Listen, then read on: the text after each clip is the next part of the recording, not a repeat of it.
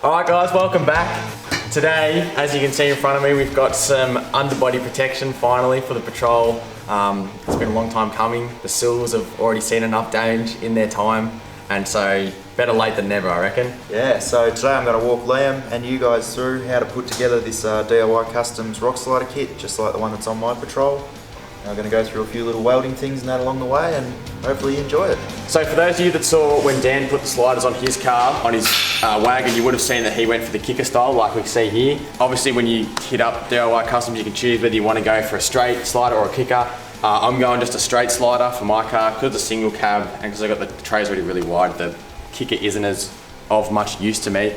So I've just gone for the straight slider, but as you can see here, you can get them with a bunch of different variations. So there's like straight, angled. Yeah, so when you order the kit, you can decide what look or what style you want on your car, what sort of driving you do, how you want it to look. So I think Liam and myself both agree on the bevel cut or the angle cut bits of tube. Yeah. And as Liam said, he didn't really need the extra kicker because it's not like he's protecting a rear quarter or anything, so there's no need for that. But yeah, when you put the order in, you can choose whatever you like. Alright, so before we jump right in and start welding on the sliders, we're going to tack a few practice pieces together. This is the same material, that the same tube that the slider's made out of, so same wall thickness, same diameter tube, and we're just going to run a few tacks on that and then get a bit of a weld happening, just to get our settings right on the welder, make sure everything's good before we start on the real thing. Dan's going to be the first weld. That way I have no excuses. I'll make excuses already, I haven't even used this welder before. Yeah, the internet's going to make fun of me, I know. Sweet, let's do it. Oh, you haven't got the... Hang on, wait. Oh, wow, good start. Edit that out. Liam, that was your job. You were meant to put the earth clamp on. Now that we've got the earth clamp on, we'll start welding. Now I've just tacked both sides of that, so I like to tack at opposites with tube.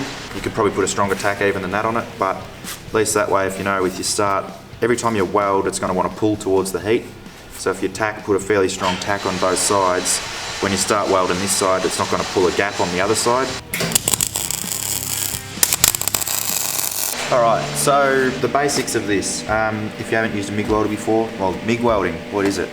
MIG welding is metal inert gas. The inert gas in this case is argon, or this will be an argon and CO2 mix, which is used for mild steel. The job of the argon is to remove any impurities that are in the atmosphere, so what's floating around you all the time. The argon is heavier than air and therefore pushes away any of those impurities so that the pool of molten metal doesn't pull anything into it. You can't use a MIG welder in the wind.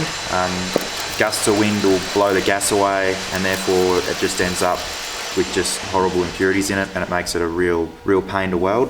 The factors you want to think about when you're doing this are your amperage, as we've just set, and wire speed. Higher amps is essentially more heat, and then your wire speed is your fill. So if you're doing something in a corner like that, or a gusset, you're going to want more fill than if you were, say, laying a piece of flat sheet over the top of another and just welding an edge. But that's why we're drawing it on a test piece, just to sort of dial all our settings in before we start on anything where we want it to be actually structural and look good. It's good if you haven't done anything like this. I always say to people that haven't welded before, just get a bunch of scrap steel and just go. It's the only way you're going to learn is practice. Main things to look out for are your settings on your machine, so your wire speed and your amperage, gun angle, gas flow, and just conditions. So don't try and weld in the wind or anything like that, because you're just making your own life hard. But yeah, other than that, jump in and go your hardest, mate. Try and run a bead. I reckon we run that straight. And then gun angle just 45, yeah? Try and keep it at a 45, yeah. But that's the other thing. Tube's a bit hard in that way because you're obviously working around an angle. Yeah. So it's not as easy as welding just a flat. And then what's sort of like, I suppose, the movement speed of, so like how fast are you moving around? Something you sort of have to get used to. So you're basically watching the puddle. Imagine how thick you want the weld to be, how wide you want the weld to be, and when you see the glowing puddle get to that width, you move. Okay. But you'll be moving relatively quick because it's fairly well turned up. Yeah, okay. Okay, so move faster, definitely. Not horrible for a first attempt. Try and lean, you're leading a bit more towards this bit of tube, so try and keep it more centered. Yep. It's easier said than done. Yeah. And yeah, move a little bit faster than that. Was it better to be welding like up or down? Right. So if you're really good, it shouldn't matter. Yeah. But if you're like us, then down. So gravity's on your side, and the pull's going to want to fall into the metal. That sounded good. The angle's not right. I was like,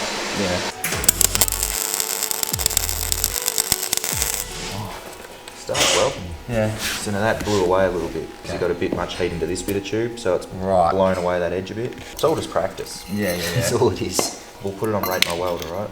I think grilled. Yeah. Hey, Maybe we should disclose that. Maybe you if- guys have noticed before that I never do any of the welding because I haven't welded before. So that's it why doesn't matter. You could be the learning best now. welder in the world. You could stack dimes with a TIG all day. If you put it on the internet, someone's going to know how to do Yeah. it better. That's getting better. Terrible. Oh, come on. I sort of feel like, I just need to get used to it. Kind of throwing you under the bus, getting you to like your first practice welds on round tube, like end-notched round tube. That was the first one I actually felt like I had more control. Yeah, see? Looks a bit better. So when it's like more fatter, that means I was too slow, or? See how it's raised here? Yeah. That's because when you started, so when you want to start, give it a little bit to get a bit of heat into it before you start moving. Oh, okay, So because you started moving I there, didn't actually, there's not quite enough heat in, but by the time it's got around to here, It will there's start enough to heat come in, good, heat in yeah, it to start to come good. So that's better. So it's sort of the opposite of what you think, because you think if you move slower, you're going to make the ridge come higher, yeah? Yeah. But as you move slower, you put more heat into it, so it wants to flow out into the metal Yeah. more. It's a bit of a balance. Yeah, I like it. So what we're doing now, so obviously before you do any welding, you've got to make sure it's all in the right spot. And luckily for me, because of the design I chose, it's all pretty simple. It's actually 2 bars and then some bits in between. So this is literally like, make sure the distance at your ends is equal, and that's pretty much it. And then tack it in place. We're going to tack the outer tube there, or tack the outer tube to the inner tube, and then tack all the joints in place. Yeah. We'll measure them up, tack them in, and then we'll just weld everything together.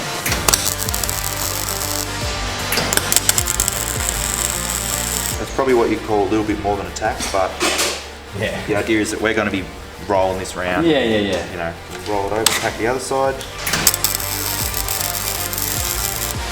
Oh, look at that, eh? It's better than the welds you were doing before. It is. Just do that all the time, you'll be sweet. Sweet. That's a solid tack. Yeah. Now the centerpieces that go with them is, well, yours are easier than because you don't have a kicker, so it's just a straight slide. Yeah, that's it. Yeah. We'll basically measure the center. So what we're doing here is finding the center of, not the center of the end of the tube, but the center of the tube as it's laying on a 45. Again, it's just whatever way you want it to look. Liam wants his spacings to be even, so there's not a smaller gap at the rear than there is at the front. So by measuring them all out equally, we'll get them all evenly spaced. Oh, look at that. Hey? Yeah. And then That's what we call a structural tack. Structural tack. That'll hold a ton, that will. You're gonna have to handle the brute forces of my incompetent driving. That's the one, look at that. See? It's getting it, hey? Yeah. Good stuff. Flip it. Over. Look at you go. Practice makes perfect. So, here's a tip I got taught when I was first welding. When you're setting up a machine, hear that sound? Someone told me it should sound like bacon on a barbecue. That's some pretty hot barbecue you got going there. It sounds like that. And some pretty fatty bacon. Yeah. But yeah. That's almost, that, like if you had kept going at that speed, that'd be sweet. Yeah. That's like, We'll get there. spot on right there. I'm telling you, the worst part about learning how to weld is everyone's so happy to slag you, you know? Everyone's so happy, oh, you can't weld. It's like, yeah, mate, great. Neither can you. But did you try it? You know? Are you there having a crack, or are you just sitting there whinging? Get into it. It's the only way you're going to learn how to do anything. Test fit. Test fit. Oh, have a look at that. Okay. Are you going to angle them up or lay them flat? I don't really know how I want to do them yet. It's alright, we'll put it on stands once we... Yeah. Good stuff. Alright. Yep, we'll set up the other side and tack that all in place, and then we can start running some beads. Oh no! What? I stuffed one. Alright. What's the next step? You did bad and you should feel bad. So, Liam just had a bit of an issue with the tack there. That's just inexperience, but I thought I'd actually sort of explain what's going on with that. So, you can see it, it's really easy to see here because it's split, right? So we were just trying to weld or tack that there. And it looks from the top, if it hadn't snapped off, it would actually look like a half decent weld. But if you look at the bottom where it's snapped, all the heat from that weld then has gone into this piece of tube.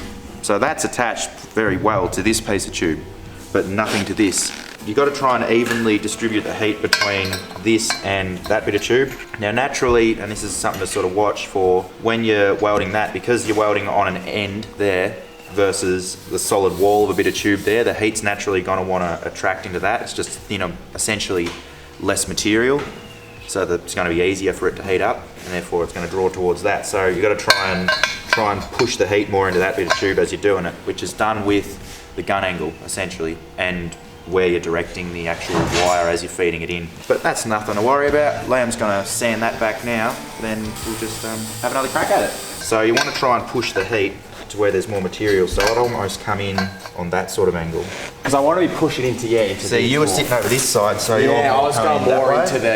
I see what you mean. Yeah. So the gun angle is what's really directing the heat. Okay, yeah. So if you can push that way, we'll have a crack at that, and you should get a bit more pano into the wall there. See how that's evenly pulled? Yeah. You want to try and spread the pull evenly both sides of the joint. Beautiful. So for running beads, well, when I did it, I basically started with the gun in the valley there. Oh, okay, so right into the corner. Yep. And then work up as if you're working uphill. So you're pushing up like that. So in there, you're in a valley, right? Yeah. So you don't need much fill especially because the metal's already, 45, it's already tight. So you don't want to overfill that bit. Correct. Sort of. So I'd leave it pretty much on the settings you got it on now. Just run that. You'll run it fast because it's got a fair bit of amps into it. Yeah. Now, so you'll be up pretty quick. Then on the low side, I'll bring the wire. We'll do all the valleys first, both sides, and then we'll bring the wire feed up a little bit because you've got that lip on the high side. Okay. So there's, you've got the edge of the steel on that edge. So you want to fill that a little bit more. Okay. So I would have brought the fill up just a tiny bit, not much, and then you'll run that in. Otherwise, it just wants to undercut itself too much. Right. Okay. Yeah. All right. I suppose we'll give it a go. Sweet.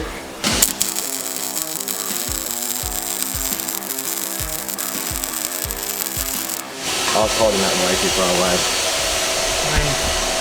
I sort of started, when I tried to bring it around, I started That's not horrible though. I mean, it's not fantastic, but I mean... So is that too much fill down there, do you think? Well, you started off, that's gun angle again, right? Now, the issue with this is you're welding in there, so you can't get it on an optimal angle. You can't get, so it's going to have a bit of fill in that valley, but not really a massive issue. Yeah. And then as you come around, so you've started to pull a bit towards this, as you can see how it's... Yeah, that's what I was sort of I couldn't see it as well. So obviously I should probably try to fill that in. Try and fill that. So that's just carbony soot. So you don't want to weld over the top. Yeah, that's it, exactly right. So I won't need much though to sort of patch that up though. And try and chase it and trace it back to that one. Yep, correct.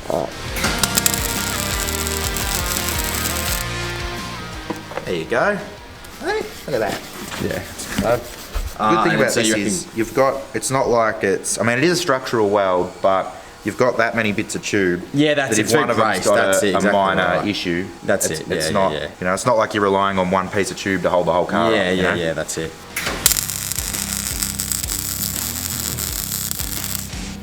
Started running away. So, started off all right, and then the heat started to come into it here. You moved a little bit fast there. Okay, yeah. And then obviously you've just lost it and gone a bit off. Completely off. But that's all right. Just link that. Yeah. That's it. Sweet. Right. Now, as I said, if it was a perfect situation, you'd have it one solid weld the whole way around because every join is essentially a weak point, right? Yeah, for sure. But like I said, it's all right. We're learning. Look at any bar work on any four-wheel drive ever. Not one of them. Go look at that bull bar. It's got every bit of tube's going to have joins where they've stopped and started welding. Yeah, you look at, sometimes you see welds that are not even that flush because they're just trying to pump them out. Yeah, correct. Exactly so it's, I mean, try and do the best you can. Yeah, that's it. Alright, we'll try to get this one better. It's alright. You're going decent then at the end. You ran decent to here, but as you come around the point, that's the hard part. You've got to sort of follow it. That's decent though, that's solid. And the other thing with this is you don't want to put, if you crank that, like my welder, you wouldn't have any hope, but with that, that's a big machine. If you dialed that right up you could run a pull like that, right? Yeah. The issue is everything your heat wants to pull. So if you start going and running crazy, ridiculously high heat welds, Yeah. you're going to actually pull this tube. Yeah. I mean, I have no doubt right now if we put like a straight edge across that, there'd be a It's not. Yeah. stuff sure. all like it Yeah. might be a millimeter. Yeah. But it's not just natural. You're putting heat on one side of the tube. So Yeah. the more heat you put into it, the more it's going to want to do it. So if I was you, I'll just show you. Yeah, if you want to do a few runs, go for it. I'll just show you with the gun. So you started off all right. Yep. So when I said roll the gun, I like to start, you can't get it on a perfect angle there, right? Because of just where you're welding. Yeah. As you come around, roll the gun like that. So you're keeping your angle similar. Yeah. And then as you get to here, and I know it's hard, you're sort of going around a point on the notch. So as you come to here, you want to ideally almost do that. Yeah, okay. So you sort of got to, Come right up around, yeah. it's hard because you've got to Yeah. move and rotate at the same time. Yeah. Now after I've told you how to do it, I'll do it and it'll be worse than yours. Right? Yeah, no, go for it, yeah.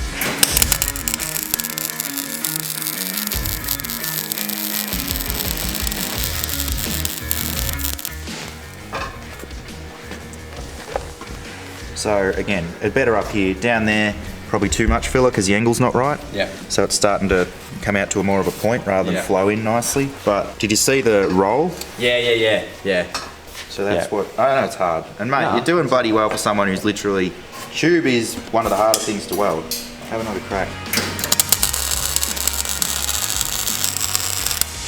That's the one, eh? Yeah, that's a lot better. That's getting there, see? It's practice. Yeah, that's it.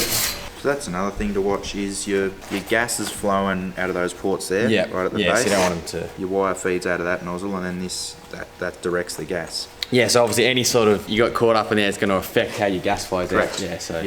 So what we've done here is we've welded up all the low sides of all the angles, which I'm doing with a little bit more current than I will the high side, if that makes sense.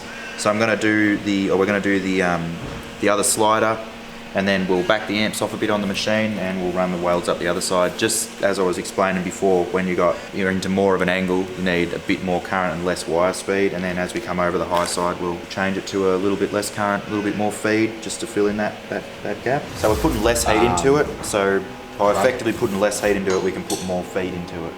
Is that so it doesn't run as much or something? So it doesn't or blow that's- out the end of the tube. Oh, Because okay, we're working yeah. we're working in a steeper angle on that side. Yeah, okay, Now yeah. once you're on an open angle here, you still want to get the heat into that, but you're working on the bare end of that tube. Yeah. So you don't want to blow out Oh, by of course, putting too much heat into it. Yeah. Now did you hear that at the start how it was Yeah. making that? That's the noise of blowing out, isn't That's it? the noise of it blowing out. Yeah. So see I pulled it back that way, Yeah. and that's like, you can see it's cut into the end of that tube. So that's like, I mean, pretty much spot on.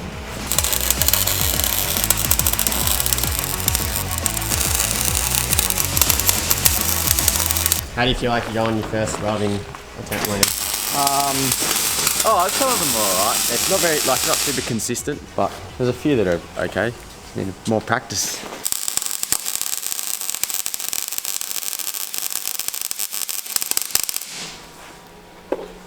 Oh, he's done this before. That's like that side all done. Yep, it's all welded. So that's the sliders all welded up. Now we're ready to go on to putting them on the car. So DIY Customs supply these sweet chassis brackets, ready folded, pressed. You just give them the measurements for your chassis in height and width, and they make them up to suit. Now, one of the biggest issues I had when I was making mine was making these brackets up, so it's awesome that they now supply them as part of the kit. And also, these are actually drilled as an elongated hole, so the bolt goes in from the elongated side, and it gives you the free play that if that other end is on a slight angle, the bolt doesn't bind up.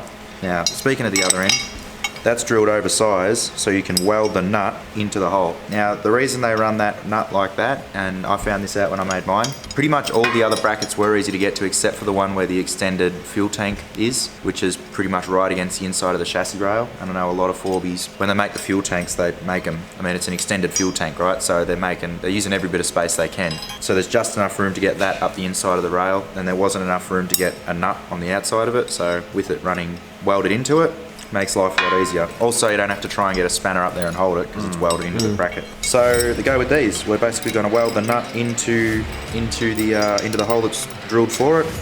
mount that flush with the inside edge, which we'll probably just do on a bench, and then fit them up to the underside of the Patrol. Then we'll set up the sliders on jack stands and get everything where Liam wants to fit it and tack it all on and then weld it up. So we've got 4 chassis clamps, so we're going to put one at this arse end where this end of the slider is. We're going to put one in the middle, and then up front, because of the way the leafy chassis are shaped and things, the chassis actually gets wider here because of the way it curves. So we're going to do a custom bracket, and not only that, but there's not a lot of spaces that you can actually like sleeve over the chassis, so we're going to do a custom bracket probably into like the gearbox cross member.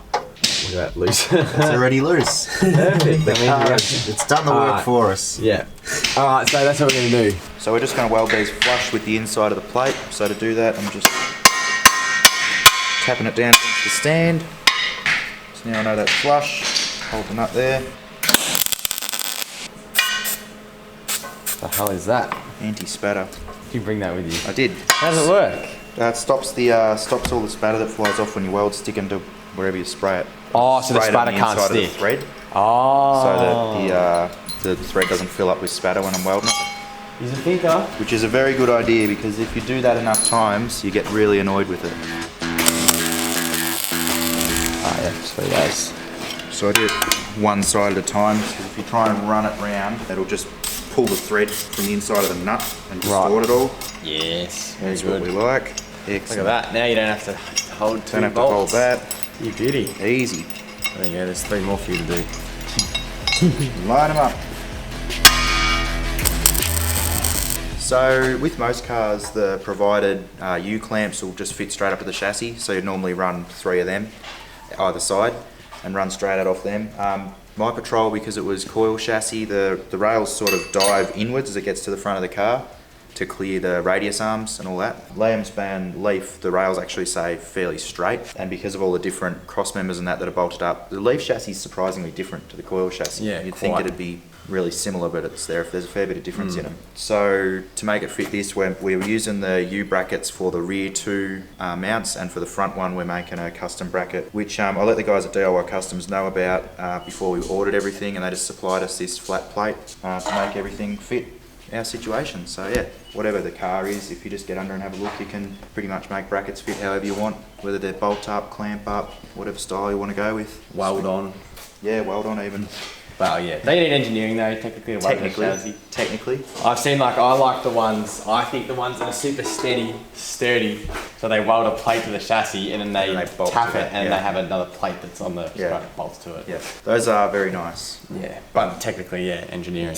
Not that we're the advisory department for No, that's legalities it. on vehicle No. legislation. I would hate for someone to have to look over my vehicle to tell me if it was legal. Yeah. It definitely isn't. Sliders and then scrubbies.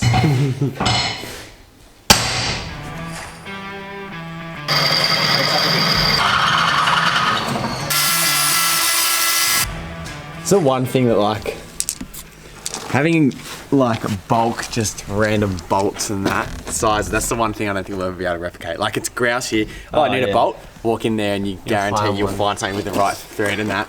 Just something we won't like when we move out. Anyway, how are you going to make up that collection?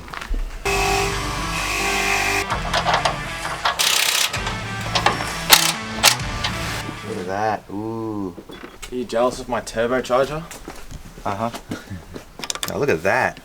This is what I keep, the amount of stuff I do with this. Wow. It's out of me Par's toolkit and it's just, I like it's priceless. Keep it in the glove box. Class. That is class. It does everything. Do I have to just get them? Yeah, probably. Not really. I would have just No. done that one, but hey. Look, you do you, know buddy. what?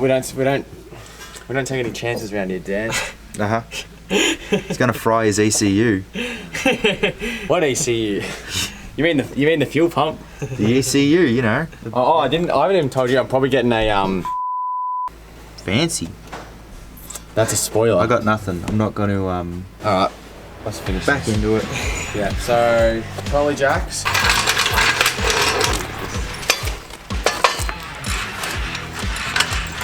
Do it.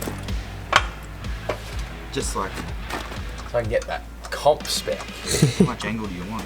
I want all the angles. Can we put them like straight up? You want them like really, really high angled. Nah, I don't want to. Like actually, like that's actually pretty good. Sort of. So Always make sure you do up the U-clamps to the chassis before you set everything up, because the clamp, if it's sitting unbolted, will sit out on a slight angle. So if you weld it up, set everything up there, when you clamp it up, it'll pull the slider closer to the cab, pull it up higher. So Liam's just doing everything else up as you would when the slider's bolted on, and then we'll set everything up, tack it all, and then weld it. So when he bolts it back up, it mounts up the same.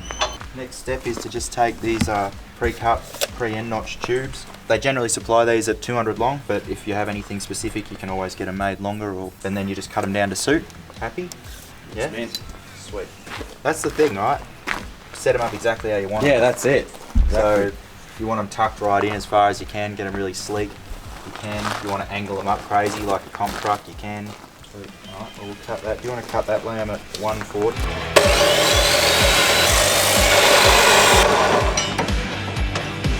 Oh yeah, looking out. Nah, I'm actually really happy with the length of it. Like, it finishes literally plumb on with the back of the cab. Yeah, well, isn't it? Yeah, that's right. That's really well.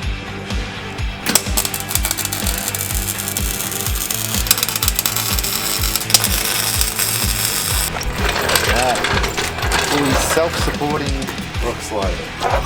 That's all it needs. Leave it at that. It's just there for looks. Job done. It's got a few tacks on it, mate. Just don't use it as a step, you'll be sweet. Looks good. Looks very good. Perfect for like attaching a scrubby to.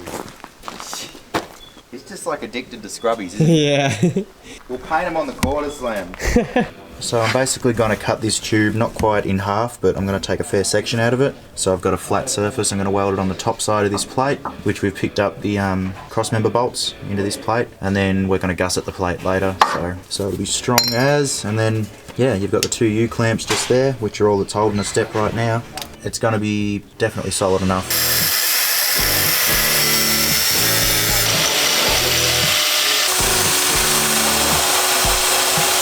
Oh wow, that's nice. That worked well. It is very nice, Dan. Weld it on the front edge there, and then gusset the underside of it.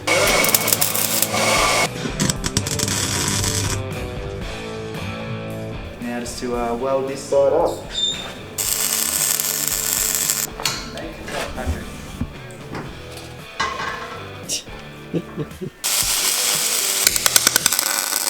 So the kit also comes with these sweet little gussets. They're already laser cut and have the corner notched out of them, which if you've ever done gussets before, you'll know is important. So it just fits like that over the weld. It's perfect.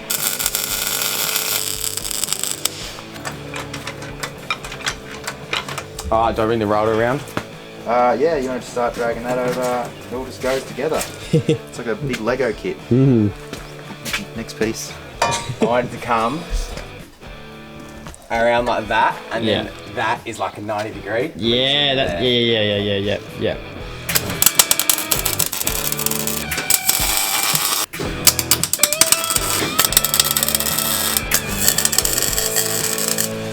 Tacked.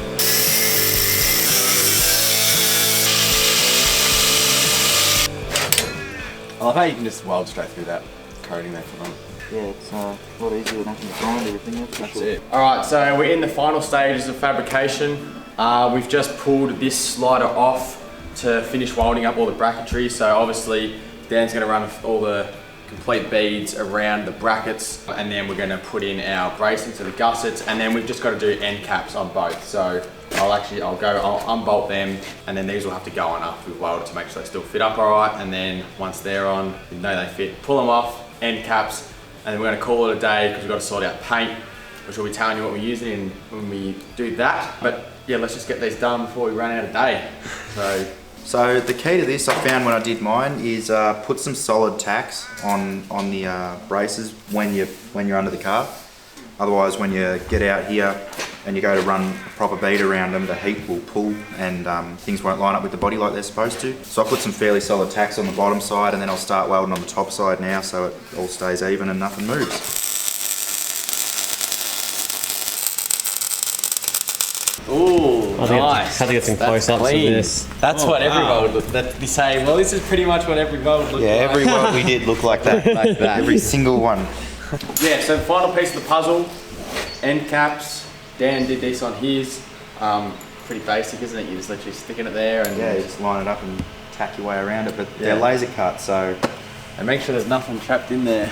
Oh, looks cute. Look at that. Anyway, it stops them filling up with mud and water and rust. Yeah, that's exactly right. And it makes them look neat. Yeah, that's it. Now these are cut undersized enough that you can overfill the gap around the edge of it with weld and then grind it back to like a nice smooth radius. So is that frowned upon? Is it just like stacking them? It's not structural. Ah, okay. But we're not doing structural. That's it, it's just a cap. So yeah, there's heaps of heat into that without blowing holes in it. Yeah. And you can just grind it back to a nice radius. Not bad, Dan. Jack and dimes. I tigged that, you all saw it. You TIG weld? Mate, I can barely MIG. I cannot TIG weld. Oh, there you go, complete. Slider. Just like that. Just needs a lick of paint. All in the 15 minutes you've been watching this video. Done. That's it. Definitely didn't take a day. Oh, they really? It was very slow. It was very casual day. Yeah. That's what I love most about this whole yeah. whole setup. It's just like get together with your mates and make some parts for your foible. And at the end of the day, you can say we made it. You know, it's not just something you bought off a shelf. You did it how you wanted it for your car. It's personalised.